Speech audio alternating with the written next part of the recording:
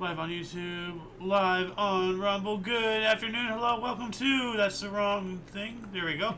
Weird Weekly Recap AKA W.W.R. This show is a dive into the odd, obscure, bizarre, and other words for a strange world of notable events, weather, and sports, aka news. You know, NEWS. I'm A.O. Xander. Golden Loon. And UVRU. Thank you so much for coming in and joining us. Today is, of course, Saturn's Day, aka Saturday, June 27th, 2026. Just as I'm getting used to the month, you know, and what actual over. Day it is. Yeah, like it's just, man, I'm just an old guy. A week from today, 4th of July. Oh, wow. That's short. Wow. Yeah. Dang. Anyway, let's get into the news today, shall we? This is the thumbnail that I have here. Oh, I'm loving it. Oh, Yeah. all aspects. I don't like the water so much. At first I did. Yeah, no, the water's not good. So, anyway, starting us off here from Audio Central, popularity of AI-generated short drama sparks face-buying trend. China's short drama industry proved incredibly successful since its launch in 2018, with ultra-short melodramatic shows designed specifically for smartphone viewing. But the advent of artificial intelligence really took the genre to new heights, allowing companies to produce content faster and cheaper than ever. China's state-owned television network CCTV reports that roughly 95% of the 128,000 microdramas, 128,000 microdramas. Like, these are, things to watch. So this is stuff people have generated. Because you can pay like a subscription or whatever. You can buy there's free things that I've used and tested and whatnot, and then there's levels to it, which gives you more access to more things and more advanced stuff and all that stuff. So people with money, instead of buying a Netflix or a Hulu or a Disney Plus or whatever subscription, or 2 or 3 of those like so many people do. Mm-hmm. You just buy 1 or 2 AI, subscriptions, and you generate your own thing. And you got 128,000? 128,000 microdramas, generated by these people. Yeah. In the first quarter of this year, were AI generated. Wow. Only a fraction of them achieve massive success, but they are so cheap to make these days that even a single hit can cover the cost of thousands of duds and still turn a profit. Let's make one. Now, hold on. An actress using the pseudonym Lin Min recently received a message from a short drama director offering to buy the right to use her image for a year for 500 won, or $75. She refused, considering the offer too low, but her post went viral on social media and eventually revealed a trend. Agencies are currently paying between 500 and 1,500 yuan for the right to legally use people's faces in AI-generated show dramas. So now a budding industry, and this sends a shiver down my spine, people selling their likenesses to be used in AI-generated whatever. Well, we can make one. You'll be the drama, I'll be the calm. I know that's not what this means. But this is had to throw a joke in there. This is interesting but horrifying at the same time. There's literally the birth of an entire industry. Yeah. Selling people's likeness, because soon here it's already a thing in updated contracts and whatnot. But AI, actors in Hollywood and whatnot, signing over the likeness to their looks to the movie studios to use in future projects and whatnot. If they get too old or they die or whatever, they're still there, as an AI thing, and they just put it in a thing, in the movie post-production or whatever. If it isn't already, which I think there already is a Disney movie entirely completely made by AI. Probably. Right now, so... Yeah. Well, I don't see the value of likeness anymore with AI. That's what's got me confused. Well... Yeah. Yikes, dude. We're getting rid of, actual humans out of what we see. You can make a whole movie without anybody in the movie. Well, think about this. Oh, yay! This is nightmarish. Right now, you can spend your entire life in a room. You can work whatever out of home. You can have delivery stuff and all that whatnot. If you wanted to, you can have the toilet in the same room. You can be in your own little cell. Have you heard of the whale? Well, yes. Yeah, I know you have. And that was supposed to be from 20 years ago or whatever, in the 80s or something. Even then, you could be in a room. Yeah, but now, like with all this AI stuff, all the media you consume, you can spend your entire life never seeing an actual real human face. And like that's beyond that, horrifying. Yes, beyond that, your life can be much longer because you get full medical care without leaving a room. Or it could be shorter if if you're not the desired genetics I'm just saying, or whatever. even that part. Holy crap! What are we doing? This is too much. We went off the rails. Moving on up, Japanese oyster-infused soft-serve ice cream will shock your taste buds. The combination of milky soft-serve ice cream and fresh oysters doesn't really sound like a match made in heaven, but those who have tried Meshio Aiki Yamada's newest Summer Delight claim that it's Summer Delight? Definitely worth a try. Frickin' Japan, dude. The Japanese roadside reset stop recently went viral after being flooded by curious soft-serve fans looking to try the unique dessert. The base of this peculiar treat is a rich, milky soft-serve topped with fresh oysters from Yamada Bay in Awate Prefecture, and finally drizzled with a special soy sauce. Not the most appetizing description. We know I thought at least going to be caramel or something. Soy sauce! The combination of seafood freshness and sweet milk plus salty soy sauce is sure to shock your taste buds at least. Why? Like, wow. Slimy, gnarly. God, like, by the way, if you want to read more about this and all the stories we've covered and we will cover, those links are already in the underbar description below. I actually was intelligent today and got it done on Rumble as well. So, nice. But I cannot think of anything more horrifying than what we just read. Like, Japan keeps, like... Of course, horrifying to your taste buds. Well, like, Japan keeps doing things like this, and I'm just wondering...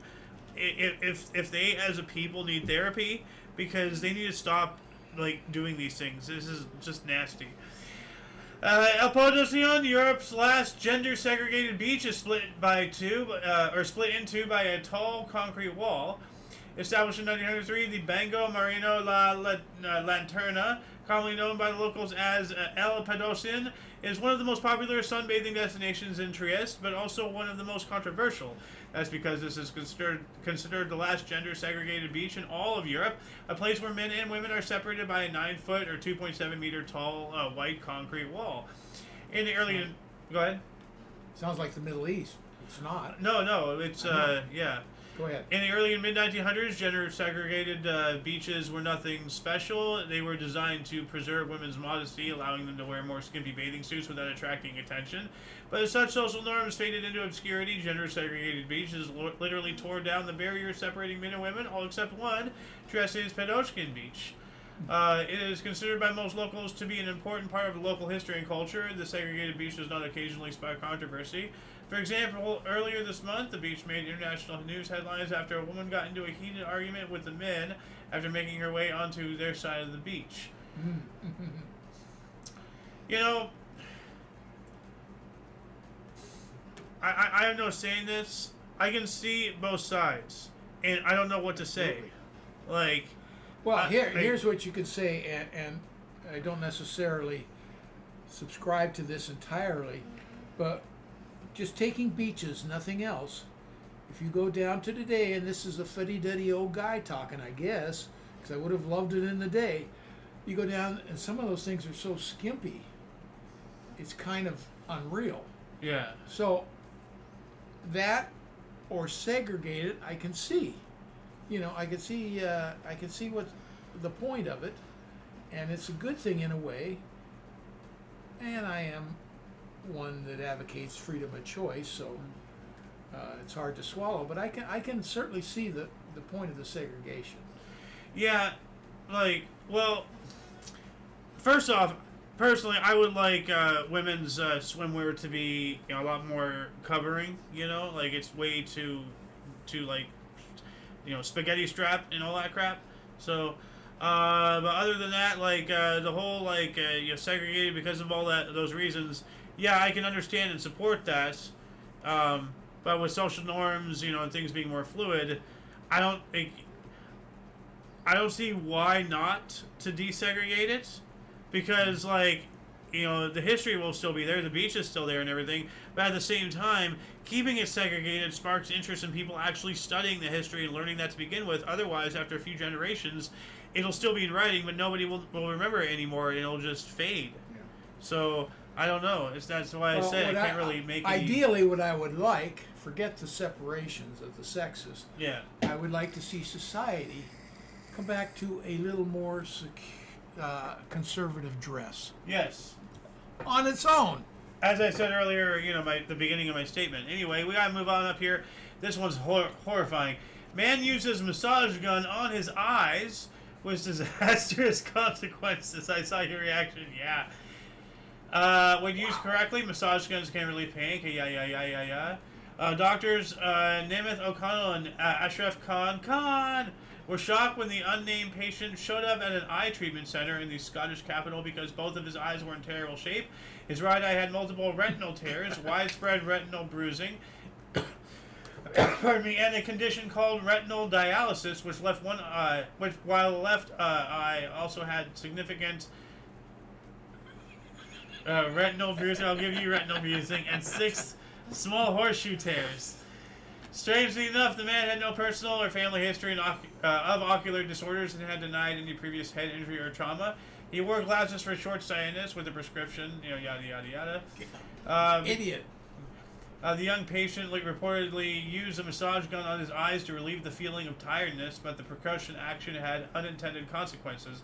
The massage gun is believed to have rapidly compressed the eyeballs back, causing them to squish out from the sides and leading to retinal dialysis. Yikes, dude. Holy crap. I mean, at least he didn't pop them. Yeah. The house in the house. Croatia's intriguing architectural oddity. Seen from above, it looks as if the smaller house is trapped inside the walls of a larger, unfinished house, and according to a local legend, that is more or less the situation. No one knows exactly how the house in the house came to be anymore, but the most popular story is to be believed. It started as a nail house whose stubborn owner refused to sell. Legend has it, at the end of the 19th century, the respectable and wealthy maritime family Vudovic decided to build a grandiose residence in Bol. They started buying land in town, offering above market prices for each plot, so locals were more than happy to part with their properties, all except Marco, who went by the nickname Sila. Despite the best efforts of the Volkvik family to convince Marco to sell his house, he stuck to his decision, so the wealthy family decided to force him out. They started building their palace right around Sila's house, only a few meters away from it. In fact, hoping that the catastrophic feeling would get him to sell eventually, but it sounds like he never did. So, because the house is still there, their attempt is still around. So that's an interesting folklore right there. Yeah. So, what else we got here? Influencer shows off wealth on social media, unsurprisingly gets burglarized. Yeah, you stupid. People will find out where you live. And actually right here, you can't... Let's see if I can actually bigger this. Can you see here on the phone? Right here on the phone, you can see her yard or something. I'm not sure if this is part of a video or something that she streams online, but something like this, given enough time, which a lot of people have nothing but time anymore these days, it seems, they can find out where you live. They can browse, Google Maps and all that jazz. Oh, whoops, hold on a second, let me reset, there we go. So I don't really want to read this for the sake of time. I want to, just an idiot being an idiot, getting what she deserves, and hopefully she doesn't, keep boasting about her wealth online. I mean, who does that? I know. I mean, it serves you right. Prideful.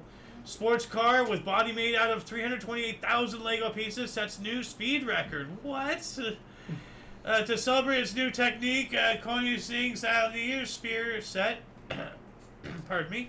Lego built a real-life version out of it. Nearly 328,000 Lego Technique elements had Koenigsegg test driver Marcus Lundberg take it out for a spin at the Gilward Hill Climb Circuit.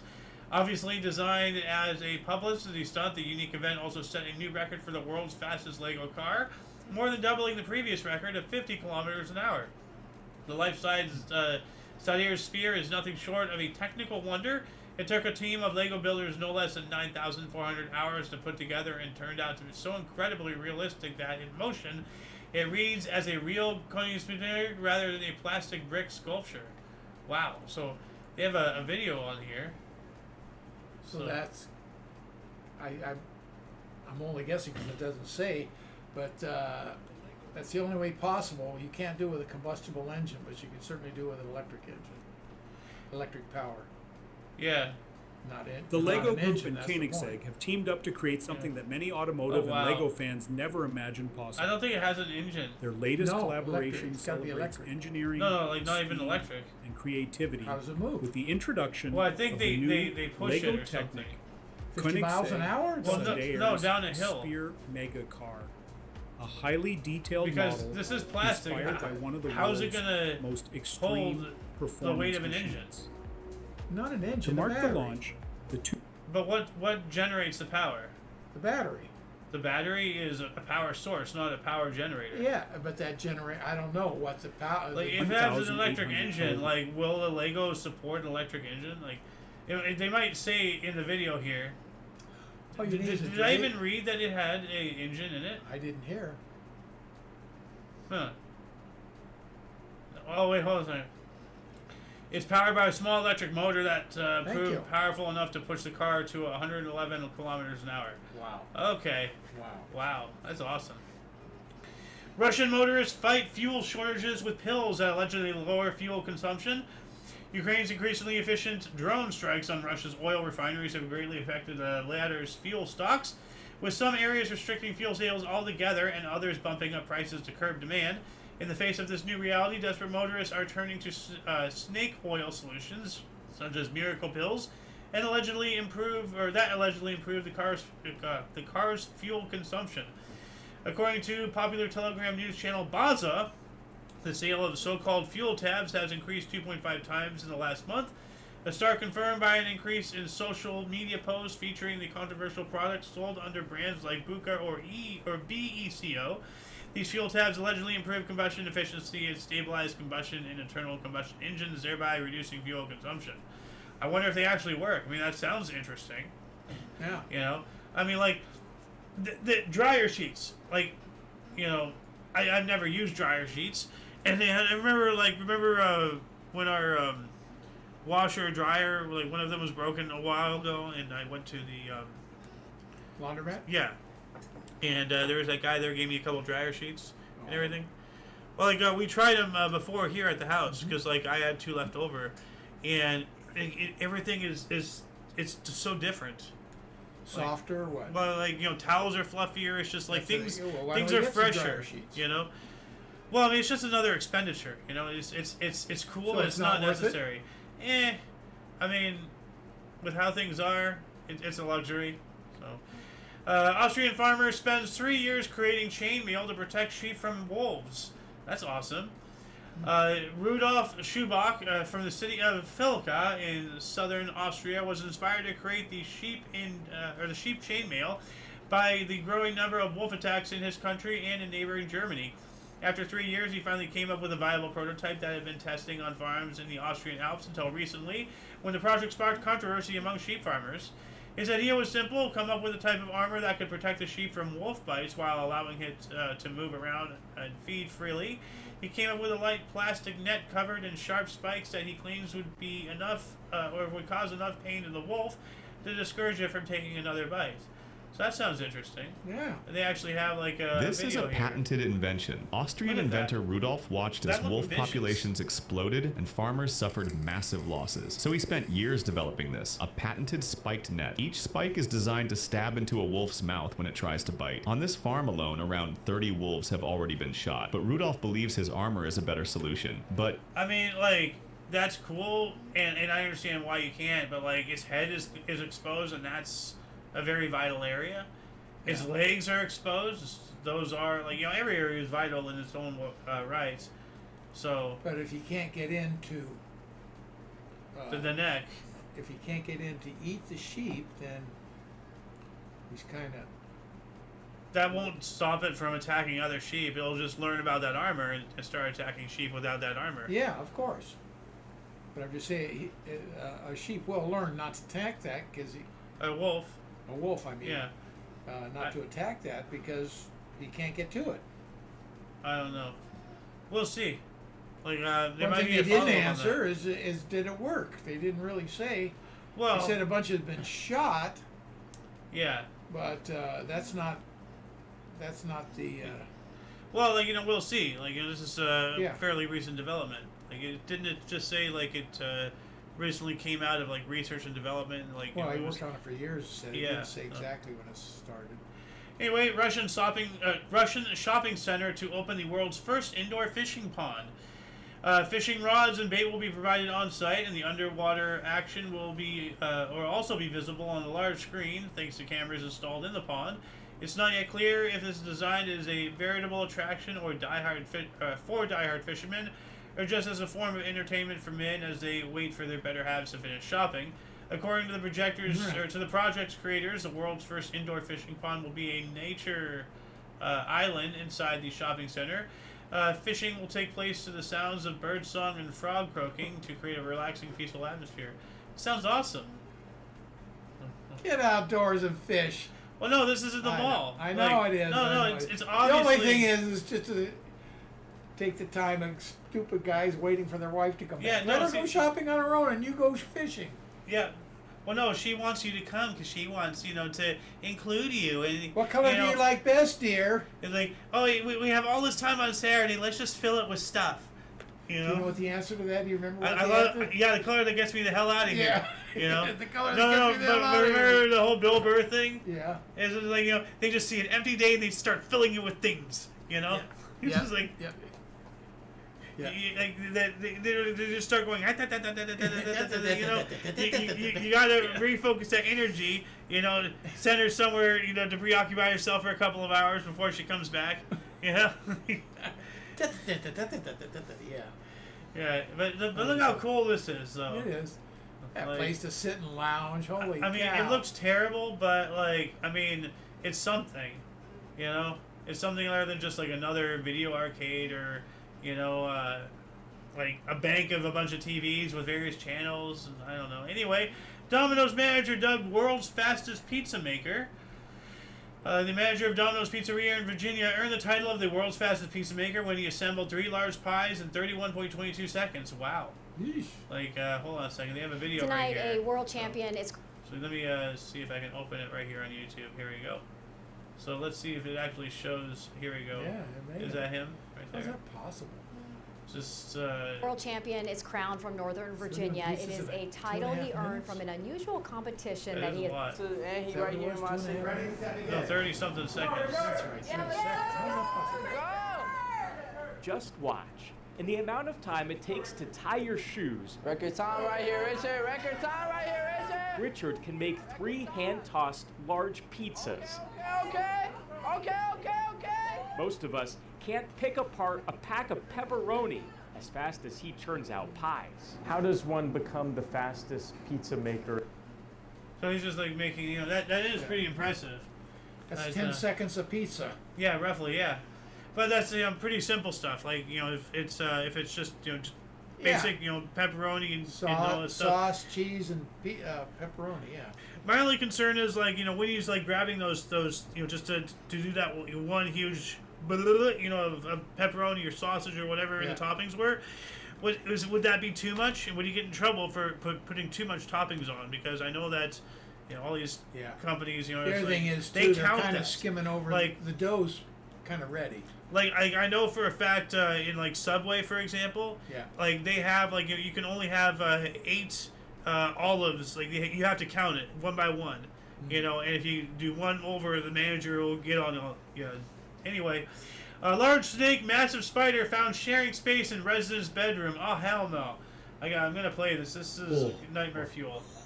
So apparently animal control's already here. No. Wow, that's a big thing. Holy crap! Look at the size of that thing. I would burn this house down. And there's that snake. Wow. So is it not enough to deal with the spider or the snake alone? Now they have to do both at the same time. Leave it. Well, the guy was here for the snake, I think, and then they just so happened to also see the spider. The snake just used the rack. This guy. He wants to go hide. Yeah. Whoever is in charge of this house, you need to take better care and make sure you don't get stuff like that in there anymore. That's nightmare fuel, dude. Can you imagine waking up and seeing that spider up in the corner like that? I would die immediately. Ganershi marks rash of pet tortoise escapes amid high temperatures. The Ganershi Society for the Prevention of Cruelty to Animals said 4 stray tortoises were brought to the facility in a single 24-hour period this week. Quote, tortoises are surprisingly good climbers and escape artists, and the warmer weather often encourages them to become more active and travel farther than the owners might expect, end quote. So if you own tortoises, which we know somebody who does, like they might be able to climb the fence or something. It'll find a way out if it wants to. What else do we got here? Dropped sunglasses lead to a man getting trapped in campground toilet. Why? No. We have another toilet article here. No. Okay. Authorities in California said an attempt to retrieve a pair of dropped sunglasses from a campground toilet led to a man having to be rescued from the sewage tank. Oh, no. So, obviously, like, it's an outhouse situation, and the sunglasses fell in, and he tried to get in there to get them, and he was in. Oh my God! Just let him go, dude. Oh, let him go. Yeah, no, that's they're gone. Oh well, yeah. You know what? He got in there, so I hope at least he got them back. Like, you know, like, I mean, you don't want to go through that and not have your sunglasses. That would just, like, that I don't know. Like what? Why go on after that? Like that's awful. Water park vow renewal ceremony ended with water slide record attempt. John and Keisha Lakuduk are attempting to break the Guinness World Record for the most vow renewal ceremonies in 30 days, and have thus far held ceremonies in Idaho, Arizona, Las Vegas, North Dakota, and Utah. Okay, this is really dumb. I'm not even interested. Yeah, I'm going to keep... Well, whoops, I did not mean to click that one. Hold on a second. Where did it go? This one, here we go. What did I... this was the banana car, so what's before the banana car? Hold on a second. Shark Stocks paddleboarders. Okay, hold on a second.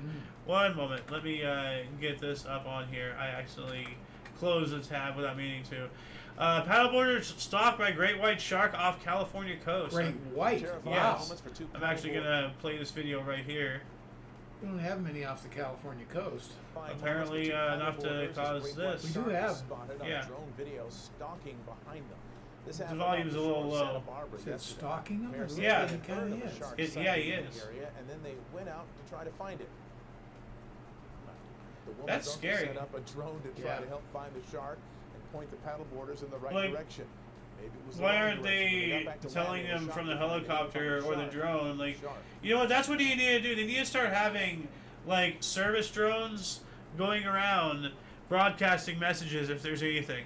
You know, like shark sighted, get out of the water. You know, things like that. So that way, you don't have to send up a police helicopter every time anymore. That could have been a drone too. Yeah, that's why it made me think. You know what? You can just get a drone with a wireless radio receiver, have a couple of speakers, and then you can either like play a repeated message or pre-recorded or a live feed or something. And be like, hey, get out of the water in this area. There's a shark spotted or something, or there's something going on. Anyway, iconic big banana car pulled over by Montana Highway Patrol. I've seen pictures of this vehicle before. I want one. It's awesome. The Montana Highway Patrol shared a photo from an interstate traffic stop involving an unusual vehicle, a car modeled after a banana. The MHP posted a photo to social media showing the fruit-shaped vehicle pulled over at the side of Interstate 90 near Billings. Pretty self-explanatory. They pulled it over, though. I wonder if it was legal to be on the road. Well, I think it is. Like, it's not telling me anything here. Oh, wait, there's more here. I'm just trying to see. Braithwaite was informed of the issue and released without a ticket. Hold on a second. He had boxes on his cargo rack that were partially blocking his license plate, which read split. Okay, that makes sense. What else we got here? Last but not least, this one's wild. Skateboarder crosses the United States coast to coast in 39 days. Jeez. Wow. Skateboarding? Yeah. So wow. Chad Caruso, of course his name is Chad, made the journey of more than 3,000 miles from Venice Beach, California to Jacksonville, Florida between May 1st and June 8th, averaging 72 miles a day on the skateboard. Wow. Caruso, who chronicled his journey on YouTube, previously skated from Venice Beach to Virginia Beach, Virginia, in 57 days, 6 hours and 56 minutes back in 2023. That trip earned him the Guinness World Records title for the fastest crossing of America on a skateboard. So he's done this twice now, at least to our knowledge. This is crazy. And how long did it take him the second time? The first time, well, it says between May 1st and June 8th. Yeah. Averaging 72 miles an hour. Oh, 39 days. Yeah, there you go. Okay, so there you he go. beat the record. Yeah. 39 days, 57 days. That's probably why he did it again, see if he could do it faster. Wow. I mean, like, that's cool, but, like, see, this is what I'm talking about. Does he not have bills to pay? How is he making money? You know? And Maybe he's making money off of this. Maybe that's why he did it again. Made good money. Anyway, that shall conclude the show. Once again, please check the underbar. Why do I keep bringing that up? Please check the underbar. Damn it. This one is what I want. There we go. Please, check the underbar description below for any links that you may be interested in, including but limited to all things Omni Coalition. For your dose of different, odd, and unusual news, aka notable events, weather, and sports, we stream every Saturday at 3 p.m. Pacific Time, 4 Mountain, 5 Central, and 6 p.m. Eastern Standard Time, respectively. We do have other shows. Actually, an hour and 29 minutes from now, we have a history show. We do that every day. We have IOYO, which is not tomorrow, but next. Tomorrow. Oh, yeah. A week from tomorrow. Yeah, so next week. And, what's the code word to let us know that they're still watching, in the comment section? Massage. Massage, but yeah. not your eyes. Yeah, do not massage your eyes, so. Anyway, for all you know of us, I'm Alexander. Golden Loon. And UVRU. Don't forget to rate 5 thumbs and subscribe. Look right and left no matter what. And, till later. Toodles.